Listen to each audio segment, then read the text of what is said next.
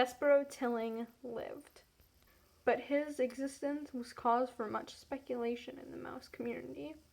"He's the smallest mouse I've ever seen," said his Aunt Florence. "It's ridiculous. No mouse has ever been this small, not even a Tilling." She looked at Despereaux through narrowed eyes, as if she expected him to disappear entirely. "No mouse. Ever," she said again. Despereaux, his tail wrapped around his feet, stared back at her. "Those are some big ears he got, too," observed his Uncle Alfred. "They look more like donkey ears, if you ask me." "They are obscenely large ears," said Aunt Florence. Despereaux wiggled his ears. His Aunt Florence gasped. "They say he was born with his eyes open," whispered Uncle Fred.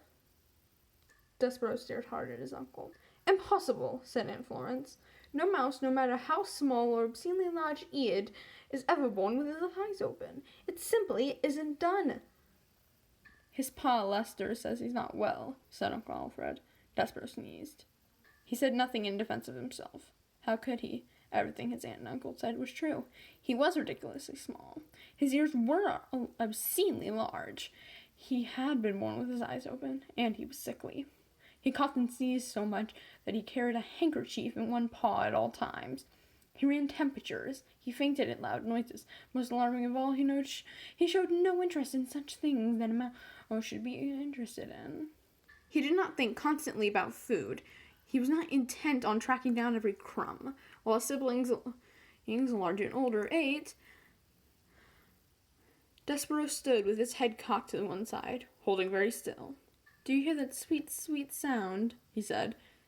"I hear the sound of cake crumbs falling out of people's mouths and hitting the floor," his brother Toulouse says. "That's when I hear." "No, Despereaux. It's something else. It sounds like, honey." "You might have big ears," said Toulouse, "but they're not attached to your brain. You don't hear honey. You smell honey when there's honey to smell, which there isn't." "Son," barked Despereaux's father, "snap to it and get your head out of the clouds and hunt for crumbs."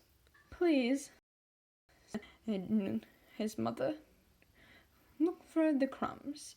Eat them to make your mamma happy. You are such a skinny mouse. You are a disappointment to your mamma."